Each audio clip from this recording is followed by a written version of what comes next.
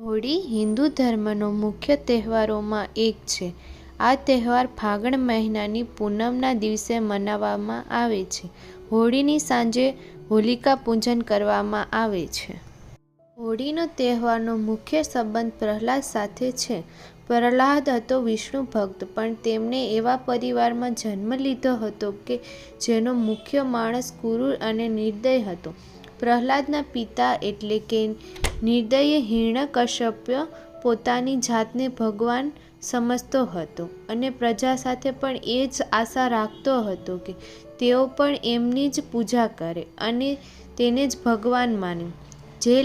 જે લોકો એવું ના કરતા તેમને મારી નાખવામાં આવતા અથવા તેને જેલમાં નાખી દેવામાં આવતા.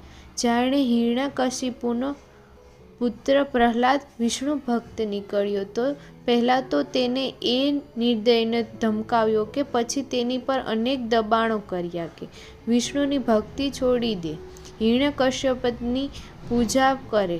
પણ પ્રહલાદને પોતાના ઈશ્વર પર શ્રદ્ધા હતી, જેથી તે પોતાની ભક્તિથી ડગબગાયા વગર વિષ્ણુ જ પૂજા કરતો. બધા પ્રયત્ન કર્યા પછી પણ જ્યારે પ્રહલાદ ન માન્યો તો હિરણ્યકશ્યપે તેને મારવાનો વિચાર કર્યો.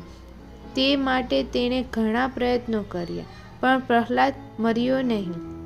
છેવટે તે હિરણ્યકશ્યપે પોતાની બહેન હોલિકા, જેને અગ્નિમાં ન બળવાનું વરદાન હતું, તેને બોલાવી અને પ્રહલાદને મારવાની એક યોજના બનાવી.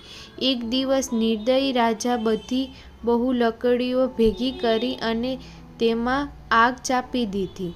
જ્યારે બધી લાકડીઓ તીવ્ર વેગથી બળવા લાગી ત્યારે રાજાએ પોતાની બહેનને આદેશ આપ્યો કે તે પ્રહલાદને લઈ સળગતી લાકડીઓ વચ્ચે જઈ બેસશે.